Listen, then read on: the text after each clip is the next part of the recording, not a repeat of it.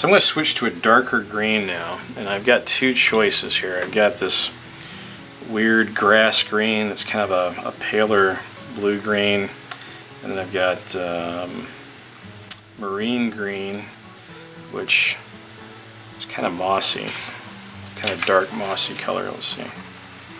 So I've got those two. I'll probably actually use both of them a little bit. The duller mossy green might be kind of nice, but there's a lot of blues in this, so I'm going to start with this kind of grass green here, and it's a little bit bright, but I'll be able to introduce some browns and things in there and kind of dull that down a little bit. And I'm still using the side of the pencil. I'm having to hold it down farther because it's a tiny little pencil. So you can get, so I have one here, I should. You can get extenders for these, for pencils. They used to be cheap. They've gotten to be kind of like, they're like $5 or $6 per holder now, but they used to be inexpensive. So they look like this. They're just this little handle, and there's a sleeve here, and you put your pencil in there, and there's a collar that you push up, and that helps to hold that in there. So when you get down to the little stubs of pencils, these things are great. They tend to wander off, but you know, they're nice to have.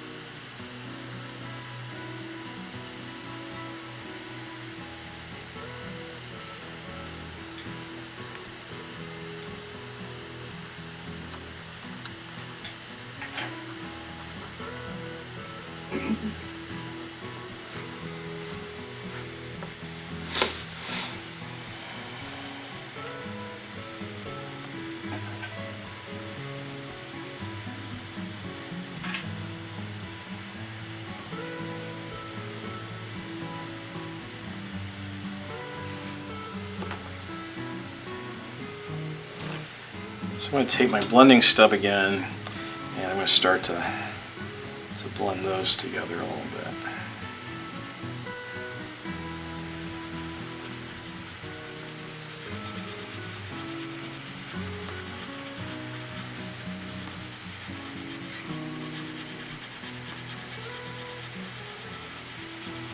And each time I do this, you'll find that you have to push just a little bit harder, sometimes a lot harder, to get them to start to blend. And that's because when we burnish these like this, we're flattening the surface. That's where these the blending pencils like this come in handy, because they add wax. They're still flattening the surface, but they add wax, and they give you a little bit more medium to push that color around in. And they also kind of let you fill in some of the spaces better. You can buy these by themselves. Sometimes you can find them on Amazon for $2 in a pack. And you can get multiple packs if you want to. Sometimes they have bulk discounts on them, but they're not real expensive. They're about the same price as just a regular, if you buy one color pencil. So this is doing the same thing with the white, and it does lighten just slightly, but it works the same way. It helps you push that color around. I'm still more or less working in that circular motion, so try using the white if you have it, or the colorless blender, and kind of see and feel the difference between that and using the blending stub. The blending stub kind of feels like you're just scratching just a dry old piece of paper, which is what it is. on top of there. It doesn't really feel like it's doing much, but the white colored pencil in the blenders, you start to feel more of the pigment moving around, and it feels a little bit more like you're achieving something. You don't usually have to push as hard. Okay. We want to try to leave your whites as best you can. You can still add color to them, but you want to try to leave the whites because we really can't put those back. So in that sense, it's a little bit like watercolor, where you have to kind of plan for those a little bit. You can get some of it back with the white pencil, or you know, for acrylic paint if you really needed to, but for the most part, it's kind of stuck there. Okay, so you can see it's starting to kind of blend together now. I've still got some light areas from the texture of the paper coming through, but it's starting to look more like a pear. So I'll start working on this side.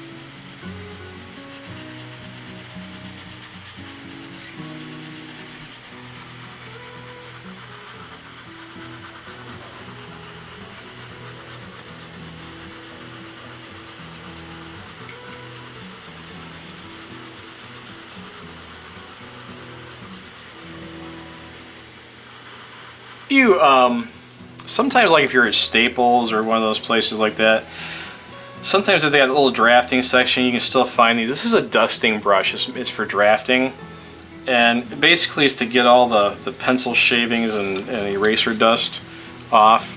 You can use just a real soft paintbrush too, because sometimes what happens is, especially if you have a really great pencil sharpener, it brings these things to a nice, nice point. Sometimes when you start to color with that little fine tip will snap off, and usually it ends up on some white part of your paper, and then later you'll brush your hand over it to get the pencil shavings or eraser dust or whatever off there, and you end up making a streak across your paper. So they're a good thing to have handy. You can just use a paper towel too, and just kind of whisk it over top of it.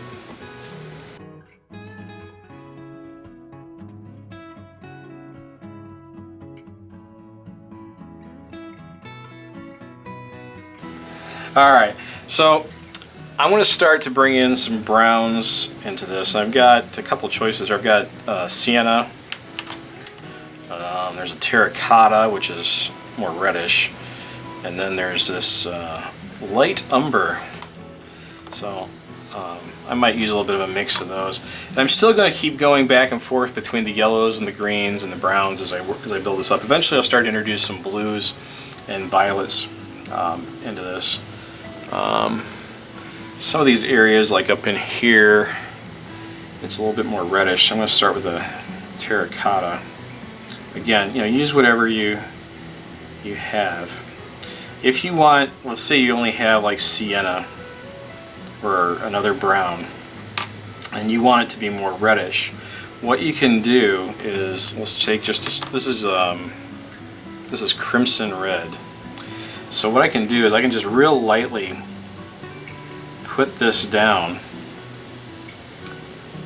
and then I can bring in my umber or my sienna right over top of it, and they should blend together when I go through and burnish this.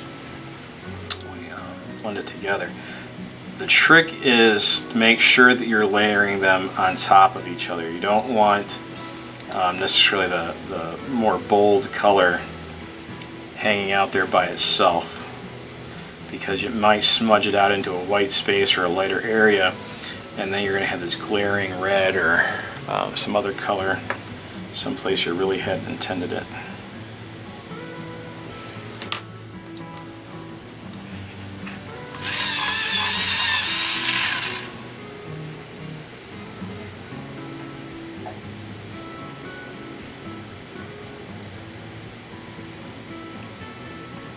If you get an area that you think is going to end up being too dark, especially when you start to blend it together, sometimes it works pretty well to take a lighter color.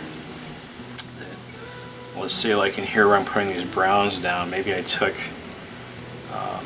like a sand color or a yellow, and I used that to help blend that together, or maybe I just real quick run an additional layer of that yellow over top of it.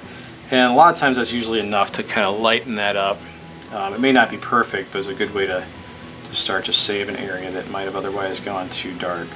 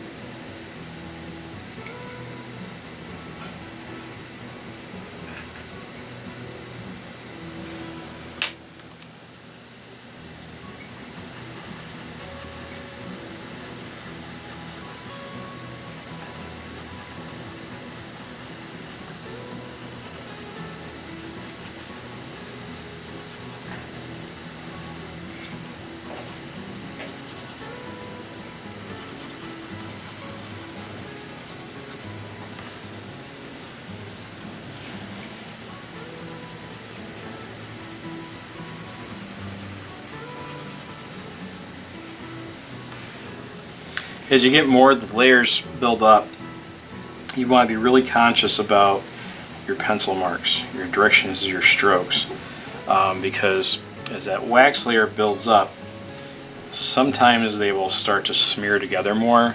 So if you have a very directional mark and you go over that with your blending stub or with one of your pencils, they can get very pronounced. So you want to, if you want to lend that mark or that direction to something, make sure you're doing it on purpose as opposed to having a happy accident, because it's very hard to take things back with these colored pencils.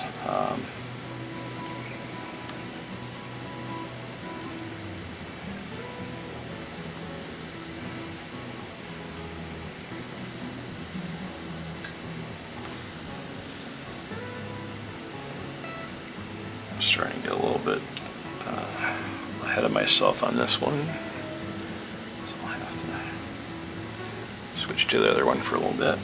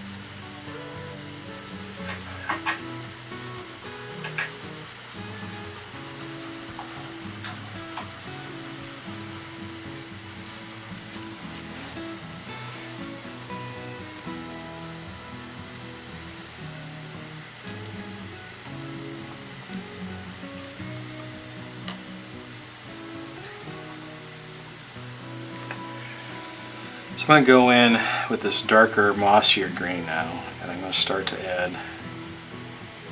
the darker layer. And I'm noticing that with all my blending and all the layers underneath, that the color doesn't want to lay down on there as much. And what that's telling me is I'm running out of layers. The paper's become pretty flat. I'm having to push fairly hard. So I really want to try to get as many color changes and variations down in this stage as I can, because I may not have too many more left.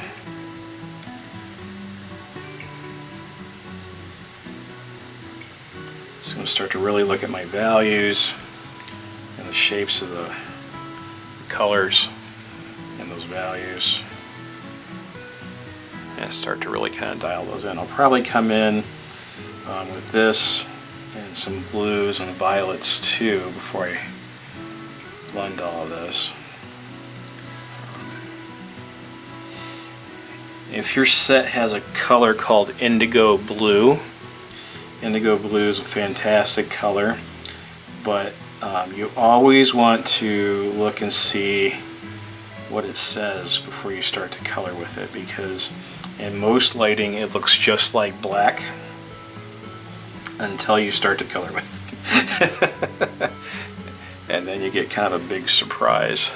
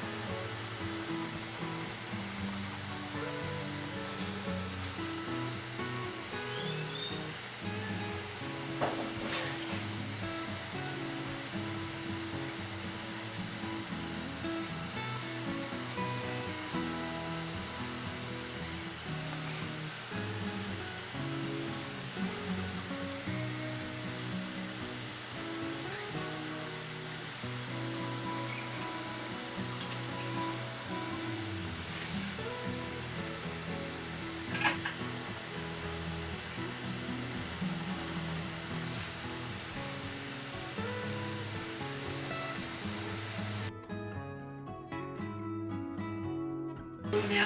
This is actually that marine green. Okay. I will probably be starting to head into the blues and the violets here shortly, because like I said, I'm kind of maxing out what I can do here.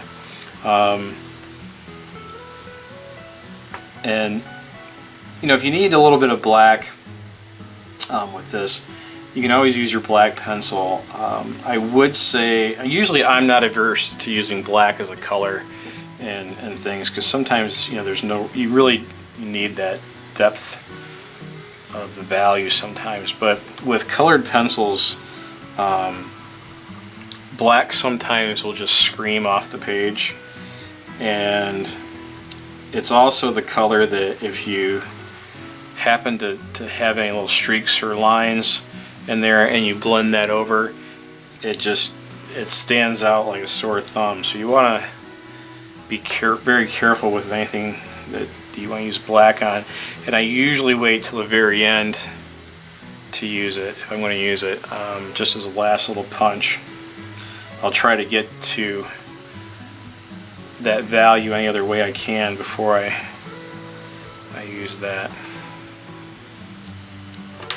And I think I'm going to go back to this lighter green too. So I'm feeling like some of these greens, that marine green's kind of overpowering some things here. So I'm going to go back